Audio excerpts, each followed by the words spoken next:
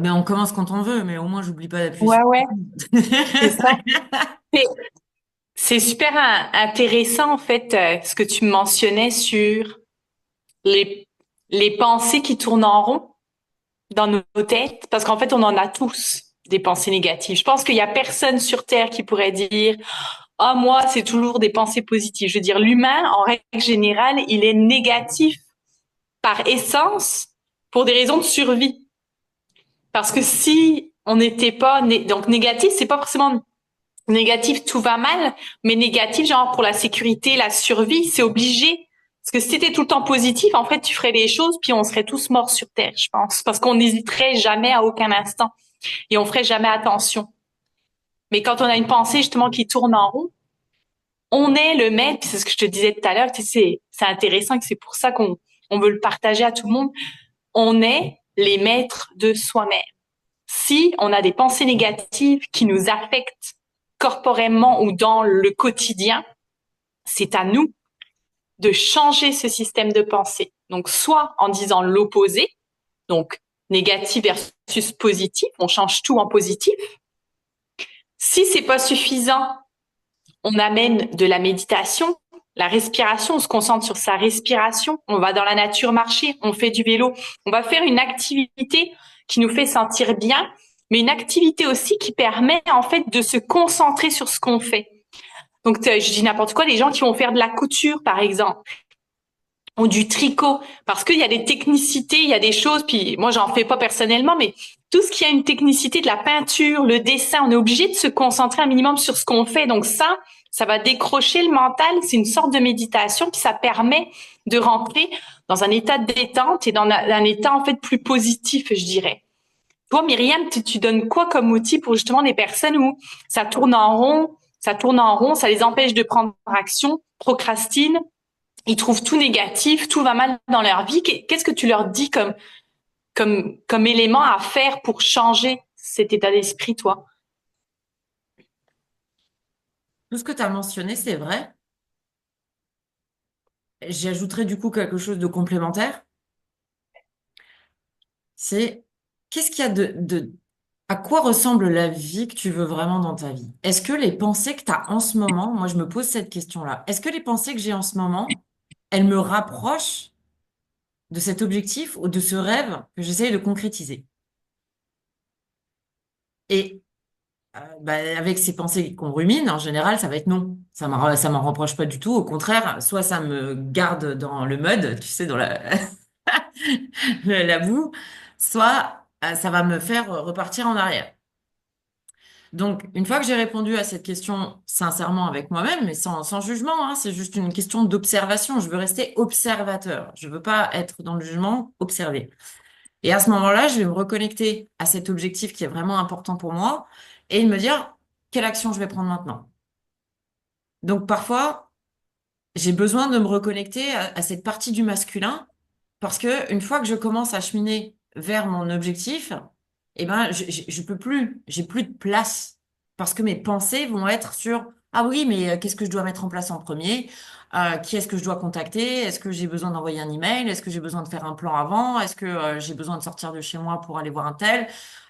Qu'est-ce que je dois mettre en place là maintenant tout de suite? Ou alors, si je me sens envahi, quelle est la chose la plus simple, la plus rapide, la plus efficace pour me rapprocher de mon objectif maintenant?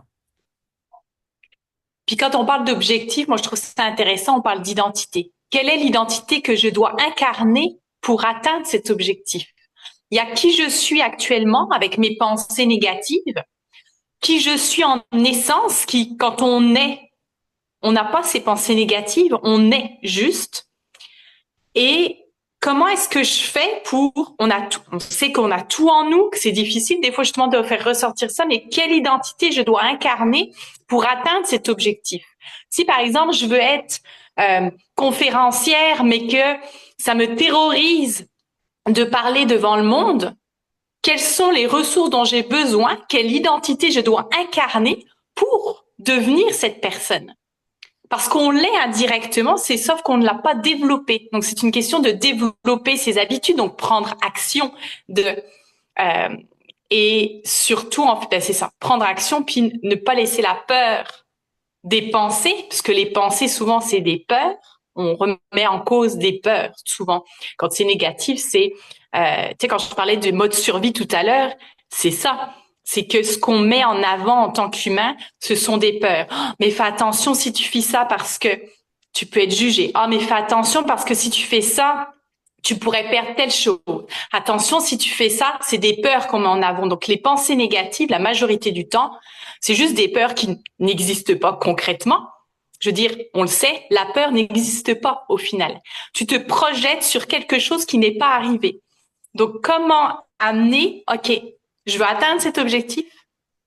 Qui est-ce que je dois incarner? Quelles ressources j'ai besoin pour incarner cette personne?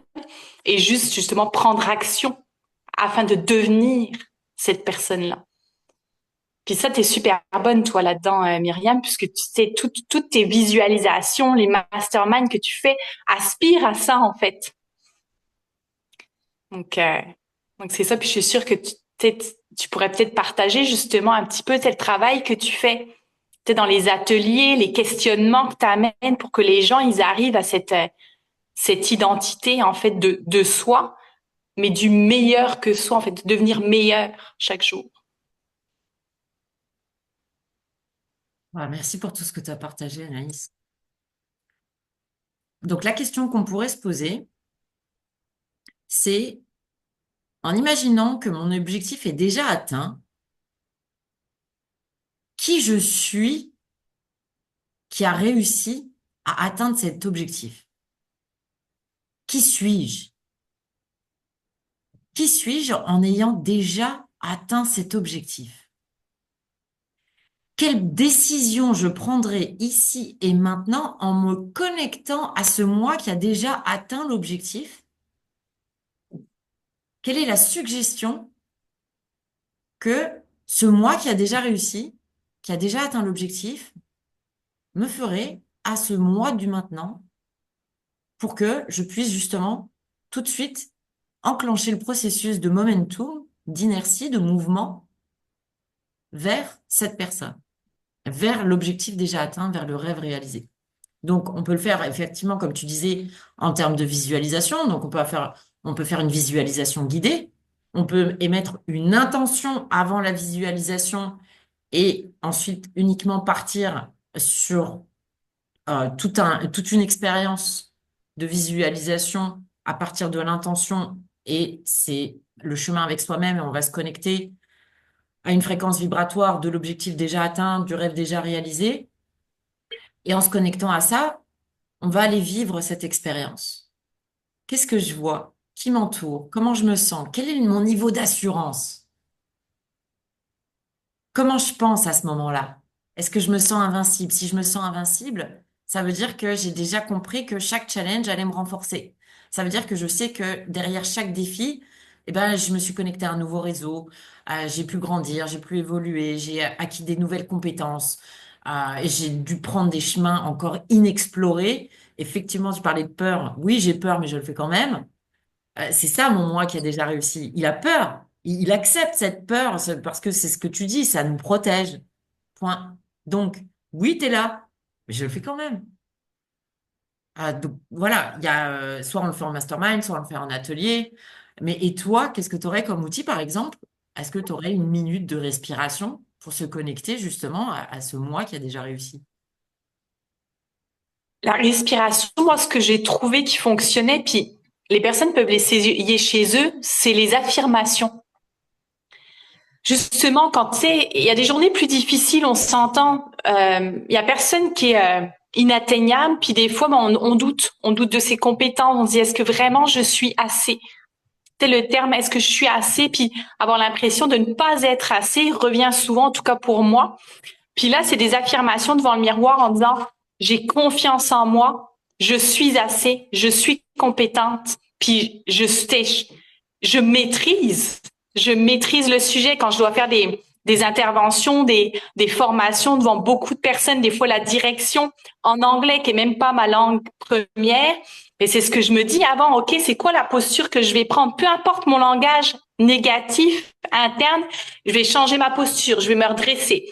On va amener l'assurance déjà corporelle, puis ensuite c'est je suis la meilleure, je vais y arriver. Je suis la meilleure, je vais y arriver, puis faire vraiment des répétitions, puis des fois même les points, puis mettre l'envergure avec les gestes, et après on y va, on prend action, on y va, peu importe la peur.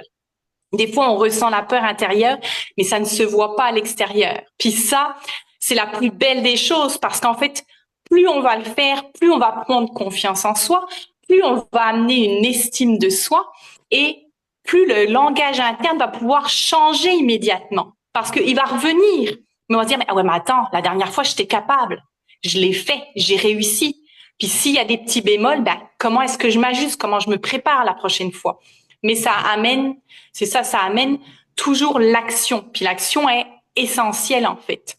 Malgré les peurs, malgré les pensées négatives, c'est savoir comment switcher tout ça par, comme tu dis, visualisation, affirmation positive. La respiration peut aider énormément parce que là, on va dans l'émotion, le ressenti. Mais je pense que chacun peut trouver en fait sa propre méthode. Il n'y a pas une méthode qui va fonctionner pour tout le monde. Des fois, ben, c'est plus facile euh, de visualiser. Des fois, c'est la respiration. Des fois, c'est le yoga. Des fois, c'est le sport. Des fois, tout le monde peut avoir sa propre méthode. Donc voilà, je dirais pour les personnes qui ont vraiment du mal à arrêter ces pensées-là, c'est faites le choix de les changer déjà, premièrement. Motivation, pas motivation, enfin, je veux dire, ça c'est une excuse. Tu fais le choix, tu t'engages envers toi-même. Puis tu peux même l'écrire. Tu sais, l'écriture sur ton miroir, sur ton frigo. Aujourd'hui, je ne vais avoir que des pensées positives. Aujourd'hui, je choisis de prendre action. Puis ça, si c'est écrit partout, je peux vous dire qu'inconsciemment, il y a un moment donné, il y a un déclic qui va se faire, puis vous allez le faire. Toi, tu as déjà expérimenté, je suis sûre, ce genre de choses, d'écriture, de mettre ça partout, puis de faire le choix de. Effectivement. Alors, pour les personnes qui ont un trouble de l'attention, conscient ou inconscient, je dirais un seul post-it. Un seul post-it à un endroit qu'on regarde régulièrement. Ça peut être même le fond d'écran de son téléphone. Donc, il y a des personnes qui vont mettre par exemple, ce qu'on peut faire aussi, c'est carrément créer son tableau de vision, son tableau de rêve, le mettre en fond d'écran de son téléphone. Et du coup, automatiquement, le subconscient, il va faire un imprimé-écran. On va impressionner le subconscient, l'inconscient de ce qu'on cherche vraiment, vraiment, vraiment à atteindre. Ou alors ce message, cette affirmation-là. Je donne un exemple en entreprise. J'avais extrêmement peur de prendre mon téléphone pour appeler les gens. Alors que j'étais là pour leur rendre service, hein. C'était pas mais c'était l'éducation, c'était le conditionnement, c'était tout ça qui me faisait peur. J'avais peur de déranger. Donc, le premier post-it que j'ai mis, c'est sois toi-même, be yourself. Et c'était sur le téléphone, carrément. Ça veut dire qu'à chaque fois que je vais décrocher le téléphone, je vais voir ce post-it avec un smiley, be yourself, sois toi-même. Une fois que c'est devenu une habitude, j'attends que ça devienne une habitude, que ce soit une compétence inconsciente, que je sois en mode autopilote, que j'ai plus besoin de me répéter ça. À ce moment-là, je vais passer à la prochaine étape. C'est quoi la prochaine peur que j'ai du mal à dépasser? Ou ce truc qui revient en boucle que je pourrais transformer, comme tu disais, on va prendre l'inverse.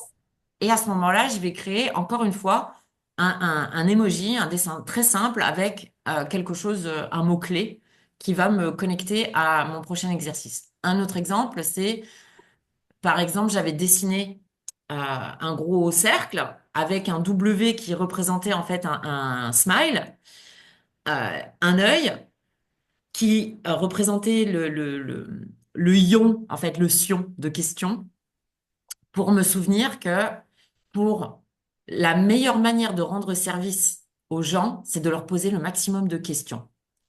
Et donc, c'était un cercle avec une petite patte comme la lettre Q, question, et le W, parce qu'en anglais, toutes les W question sont les meilleures. Et c'est comme ça que je vais pouvoir rendre le plus service aux gens. Et donc, je mets un seul post-it parce que si j'en mets plein des différents, je vais pas, mon cerveau va pas savoir ce sur quoi se focaliser, il va plus comprendre ce qui est le plus important, le plus urgent à travailler en premier.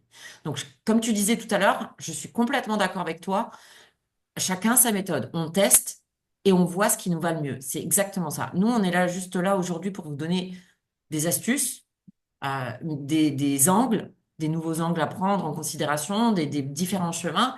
Et après, c'est à chacun de prendre sa responsabilité, de tester aussi longtemps que nécessaire jusqu'à ce qu'on ait des résultats. Parce que mon histoire de post-it, c'est jusqu'à ce que j'ai le résultat. Une fois que c'est une compétence inconsciente, seulement là, je le change.